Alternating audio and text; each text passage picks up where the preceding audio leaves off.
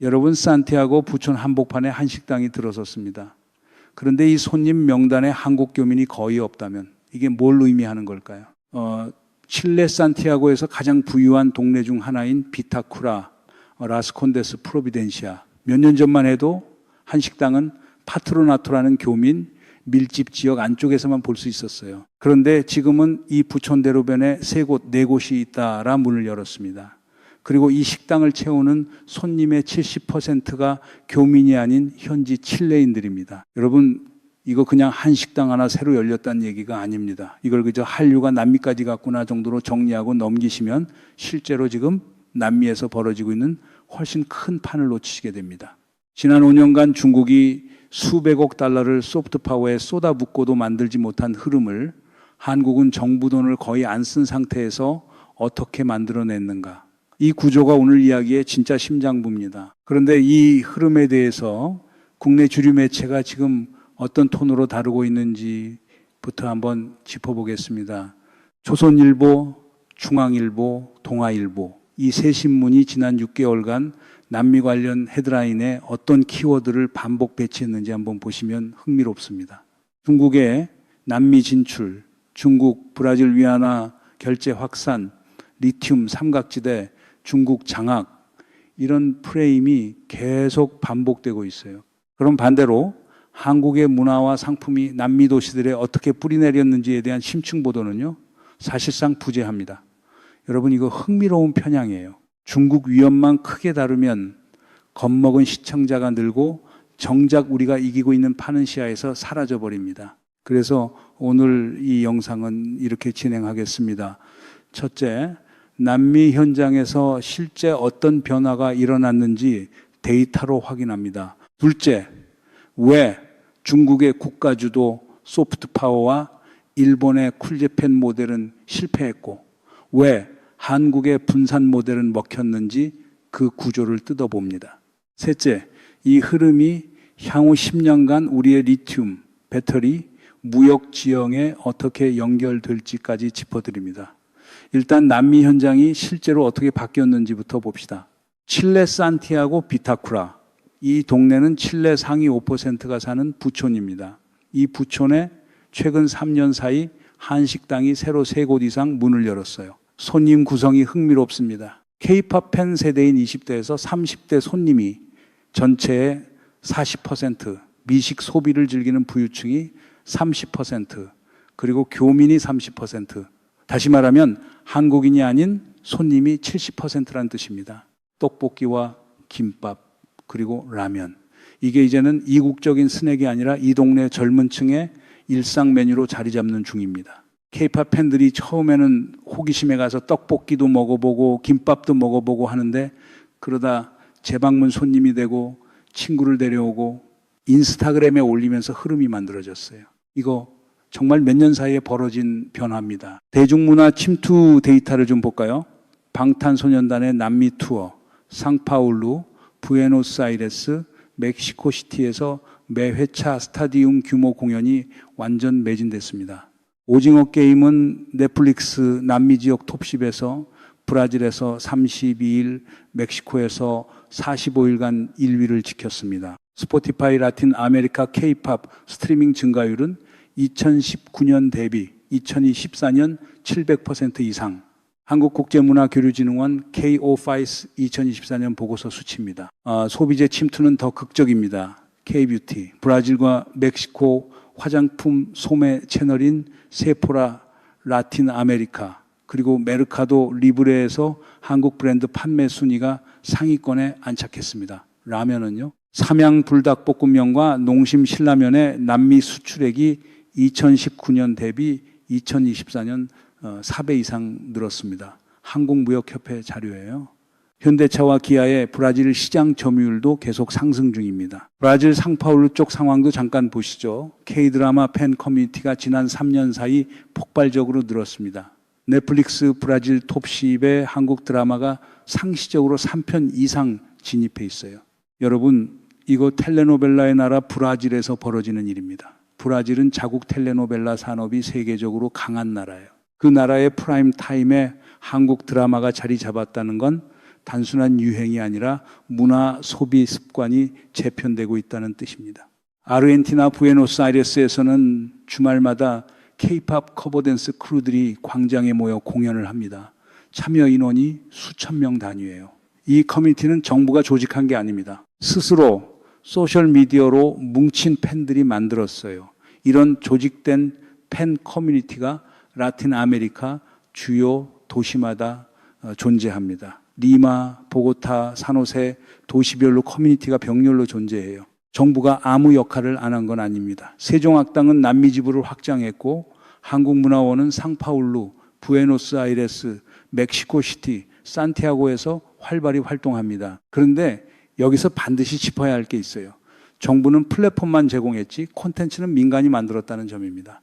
여러분, 만약 남미 한류가 정부 홍보 예산으로 만들어진 거라면 세계 모든 나라가 자국 문화 홍보에 성공했어야 하는 거잖아요. 중국이 공자학원에 얼마를 썼는지 아세요?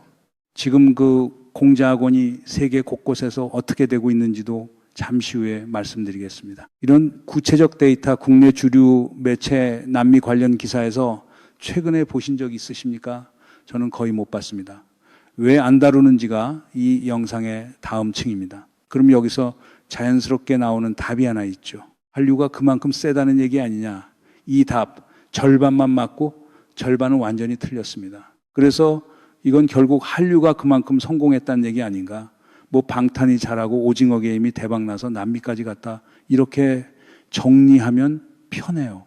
그런데 여러분 잠깐만요. 만약 이게 한류가 세서 벌어진 일이라면 왜 일본의 대중문화는 남미에서 같은 폭발을 만들지 못했을까요? 일본은 세계적인 애니메이션 강국이잖아요. 그런데 왜 J-팝은 없고 왜 일본 식당이 산티아고 부촌에 잇따라 새로 문을 여는 흐름은 없을까요? 그리고 더 결정적인 질문. 왜 중국은 수십억 달러를 남미 소프트 파워에 쏟아붓고도 부에노스아이레스 부촌 한복판에 중국 식당이 새로 들어서는 흐름은 만들어내지 못했을까요? 미국을 봐도 유럽 국가들을 봐도 이 흐름을 국가 예산으로 인위적으로 만들어낸 나라는 지금까지 하나도 없어요. 그러니까 표면 답인 한류가 좋아서 이건 절반의 답이고 진짜 구조답은 따로 있습니다. 새로 나온 증거 하나 보여드리겠습니다. 중국 공자학원 지금 전 세계에서 대규모 축소와 폐쇄가 진행 중입니다. 2020년부터 2024년 사이에 미국에서만 100개 이상이 문을 닫았고 스웨덴은 전면 철수했으며 캐나다도 주요 대학에서 잇따라 협약을 종료했습니다. 남미에서도 브라질과 아르헨티나 대학 다수가 협약을 종료하거나 축소했습니다. 미국 학자단체 NAS의 2023년 보고서에 정리되어 있어요. 정보기관 위장 조직이라는 의혹, 학문의 자유 침해라는 지적, 그리고 무엇보다 팬이 안 생겼다는 근본 문제가 겹쳤습니다. 일본 쪽은요, 쿨재팬 펀드. 2023년에 누적 손실 356억 엔을 공식 발표했습니다. 일본 회계검사원 자료입니다. 정부가 주도한 문화 수출 실험이 사실상 실패했다는 사인이에요. 여러분, 이거 웃을 일이 아닙니다. 국가가 돈으로 밀어붙인 두 모델은 무너지고 있는데 국가가 돈 거의 안 쓴 모델은 뿌리 내렸어요. 이 차이가 어디서 왔는지 이해 못하면 우리가 지금 만든 이 남미 흐름도 5년 뒤에 사라질 수 있습니다. 그럼 왜 중국과 일본의 국가주도 모델은 실패했고 왜 한국의 분산 모델은 이겼는가? 이게 오늘 영상의 진짜 심장부입니다. 먼저 중국 국가주도 모델이 실패한 구조적 이유부터 봅시다. 공자학원은 중국 교육부 직속기관입니다. 수용국 대학이 자연스럽게 이걸 정보기관 위장 조직으로 의심하게 만드는 구조예요. 인문학과 중국어 강좌를 미끼로 제공하지만 신장, 티베트, 대만 관련 주제가 나오면 검열을 강요했다는 지적이 반복적으로 축적됐습니다. 신뢰 자본이 한번 무너지면 예산을 아무리 쏟아부어도 회복이 안 됩니다. 돈으로 사랑을 사려던 사람의 결말은 동서고금 어디나 비슷하죠. 일본 쿨재팬 펀드 실패의 구조적 이유는 조금 다릅니다. 관료가 콘텐츠를 심의하고 정부 기준에 맞게 일본스러움을 검열하는 순간 그 콘텐츠는 재미가 없어져요.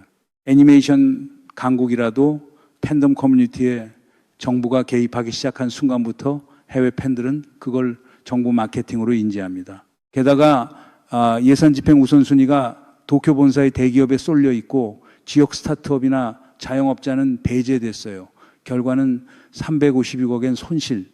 여러분, 정부가 이거 힙해요 이렇게 말하는 순간 그게 안 힙해지는 거, 이거 세계 공통이잖아요. 그럼 한국 분산 모델은 왜 이겼을까요? 4가지 특징이 있습니다. 첫째, 팬덤이 시작점입니다. K-팝 팬이 K-드라마로 넘어가고, K-드라마 팬이 K-푸드로 넘어가고, K-푸드 팬이 다시 K-뷰티로 넘어갑니다. 팬 스스로 확장하는 구조예요. 이걸 국가가 설계한 게 아닙니다. 둘째, 자영업자와 중소기업이 전선입니다. 산티아고 부촌의 한식당은 현대자동차 지사가 낸 게 아니라 부산 출신 이민 1.5세대가 직접 낸 식당이에요. 이 자영업자들이 최전선에서 남미 소비자와 직접 만납니다. 셋째, 정부는 인프라만, 콘텐츠는 민간. 한국국제교류재단, 세종학당, 한국문화원은 공간과 플랫폼을 제공했지 아이돌 그룹의 안무나 드라마 대본에 개입하지 않았습니다. 이 거리두기가 결정적입니다. 넷째, 국가 이미지가 팬덤 활동과 충돌하지 않아요. 중국 문화 팬이 되는 순간 라틴 아메리카에서 정치적 의심을 사는 상황이 만들어지지만 K-팝 팬이 된다고 정치적 부담을 지지 않습니다. 이게 결정적인 차이예요. 여기 한 가지 더 짚어야 할 특징이 있습니다. 세대 간 전달 구조입니다. 남미의 10대 K-팝 팬이 부모 세대에게 한국 음식을 소개하고 부모 세대가 이걸 가족 저녁 메뉴로 편입시키는 패턴이 반복적으로 관찰되고 있어요. 이런 세대 간 전달은 국가 홍보로는 절대 못 만들어냅니다. 팬덤이 가족 안으로 들어가면서 문화 접점이 세대를 넘어 확장되는 구조예요. 시간이 지날수록 팬층이 좁아지는 게 아니라 오히려 넓어지는 구조라는 뜻입니다. 수혜자 사설을 보면 이 모델의 정치경제학적 성격이 더 뚜렷해집니다. 이 흐름의 최대 수혜자는 한국 중소 화장품 기업, 콘텐츠 제작자, 남미에 진출한 자영업자, 중견 배터리 가전 기업입니다. 재벌 대기업이 아니라 중소기업과 개인 사업자에게 수혜의 폭이 더 넓게 퍼져요. 여러분, 이 구조 이해하면 왜 국내 보수 매체가 이 스토리를 잘 안 다루는지 힌트가 나옵니다. 이건 재벌 서사가 아니라 국민이 만든 서사거든요. 여기서 한 걸음 더 들어가면 오늘 영상에 핵심 통찰이 나옵니다. 1980년대를 잠깐 떠올려 보세요. 일본이 미국 부동산과 엔터테인먼트 기업을 사들이며 재팬 에즈 넘버 원, 이런 시대가 있었죠. 이건 하드파워와 국가 자본이 결합된 시대의 승리 방식이었습니다. 2000년대는요. 중국이 벨트앤로드와 공제학원으로 하드파워와 소프트파워를 통합해서 밀어붙였습니다. 국가주도 모델의 정점이었어요.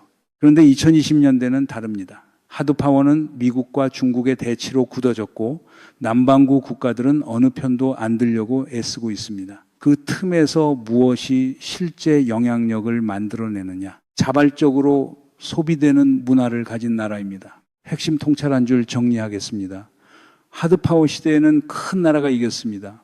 소프트파워 시대에는 매력적인 나라가 이깁니다. 그리고 매력이라는 건 국가가 만들 수 있는 게 아니라 국민이 만드는 거예요. 여러분, 조선통신사 시절 일본 지식인들이 조선학자의 시와 서예를 밤새 필사받으려고 줄을 섰던 장면, 그때도 국가가 밀어붙인 게 아니었어요. 우공이산이라는 말이 있잖아요. 한 삽식입니다. 결국 한 삽식이요. 한 가지만 더 짚어드리겠습니다. 소프트 파워는 눈에 안 보인다고 국력이 아닌 게 아닙니다. 오히려 21세기에는 이게 진짜 국력이에요. 남미 청년들이 한국 회사에 지원하고 싶어하는 마음, 한국 상품을 우선적으로 고르는 습관, 한국 관련 뉴스에 관심을 기울이는 태도, 이 누적된 선호가 결국 무역과 외교의 인프라입니다. 겉으로 안 보이지만 밑에서 판을 떠받치고 있는 거예요. 지금 미국은 트럼프 시대의 거래주의 외교로 매력 지수가 떨어지고 있고, 중국은 강압적이라 매력 없이 압박만 남았고, 일본은 인구 감소와 내부 지향으로 매력이 관성 소진 중입니다. 한국은 유일하게 문화가 자발적으로 소비되는 동아시아 국가예요. 그럼 이 흐름이 실제 국가 이익에 어떻게 연결되느냐, 이게 마지막 층입니다. 전략적 파급을 4개 트랙으로 정리해드립니다. 첫 번째 트랙, 리튬 삼각지대 접근권. 칠레, 아르헨티나, 볼리비아, 이 세 나라가 세계 리튬 매장량의 60% 이상을 가지고 있어요. 한국 배터리 3사, LG에너지솔루션, 삼성 SDI, SK온의 향후 10년 리튬 수요는 폭증합니다. 문화적 친밀도가 정부 협상 채널로 이어지고 그 채널이 관건 계약 파이프라인으로 연결됩니다. 중국이 이미 남미 관건을 대거 확보했지만 최근 자원 국유화와 재협상 요구가 반중 정서와 결합되면서 한국에게 재진입 창이 열리고 있습니다. 여기서 아프리카 사례를 잠깐 참고해 볼 필요가 있어요. 중국이 아프리카의 벨트앤로드 이름으로 대규모 인프라 투자를 했지만 최근 몇 년간 부채 함정 지적, 현지 노동자 갈등, 정치적 개입 논란이 겹치면서 반중 정서가 축적되고 있습니다. 남미 여러 나라의 지식인과 야당 정치인들이 이 아프리카 사례를 자국 상황과 겹쳐보기 시작했어요. 이게 남미 현지 정치에서 대체 파트너를 찾는 압력으로 작용하고 있습니다. 두 번째 트랙, 무역 규모의 급성장. 한국과 중남미 무역액은 2020년 대비 2024년에 40% 이상 증가했습니다. 한국무역협회 자료예요. 특히 멕시코는 USMCA를 활용한 우회 생산기지로, 브라질은 배터리 소재 공급처로, 칠레는 리튬 공급처로 급성장 중입니다. FTA 네트워크는 이미 잘 깔려 있어요. 한 칠레 FTA는 2004년, 한 페루는 2011년, 한 콜롬비아는 2016년, 한 중미 5개국은 2019년. 인프라는 다 있는 겁니다. 세 번째 트랙 베트남 모델의 재현 가능성입니다. 20년 전 한국은 베트남에서 정확히 지금 남미에서 벌어지는 것과 같은 순서로 진입했어요.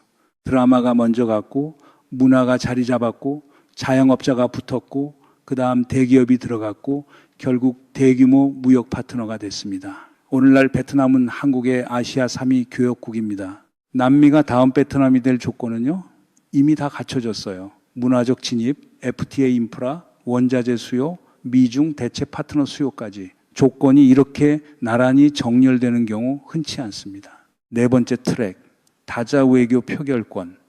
남미 33개국이 유엔과 G20 등에서 갖는 표의 무게, 이게 생각보다 큽니다. 미국과 중국 사이에서 대체 파트너를 찾는 중견국 그룹에게 한국은 접근 가능한 유일한 동아시아 옵션이에요. 한 줄 예측드리겠습니다. 이 향후 10년 안에 한국은 남미 5개국 이상에서 상위 5위 교역국이 됩니다. 지금 이 흐름을 잘 이어가면은요, 20년 전 베트남에서 아무도 이 그림을 예상 못했던 것처럼 지금 남미에서도 마찬가지입니다. 단 조건이 있습니다. 다음 정권이 이 흐름을 이해하고 인프라를 이어갈 때만요. 그럼 다시 처음 그 장면으로 돌아가 봅시다. 산티아고 부천의 한 식당. 손님의 70%가 교민이 아닌 칠레 현지인. 이 식당의 주인은 부산 출신 이민 1.5세대 사장님입니다. 주방에서는 어머니 세대가 떡볶이 국물 맛을 봅니다. 그리고 그 식당 문을 열고 들어오는 20대 칠레 여성 손님. 몇 년 전에 방탄소년단 뮤직비디오를 처음 본 순간부터 한국이라는 나라를 알게 된 사람이에요. 여러분, 이 흐름을 만든 건 청와대도 아니고 재벌도 아닙니다. 개인들의 연쇄가 만들었어요. 콘텐츠를 만든 창작자, 낯선 땅으로 이민간 자영업자, 그리고 팬덤 안에서 스스로 한국어를 배우고 한국 음식을 시도한 남미의 청년들, 이 세 층이 서로를 밀어주면서 판이 만들어진 겁니다. 콜롬비아 보고타에서는 유튜브로 혼자 한국어를 익힌 20대 여성이 지금 현지 대기업의 한국 지사 소통 담당자로 일하고 있습니다. 페루 리마에서는 K-팝 팬 출신 청년이 한국 화장품 수입 유통을 시작해서 5년 만에 지역 유통망 하나를 만들었어요.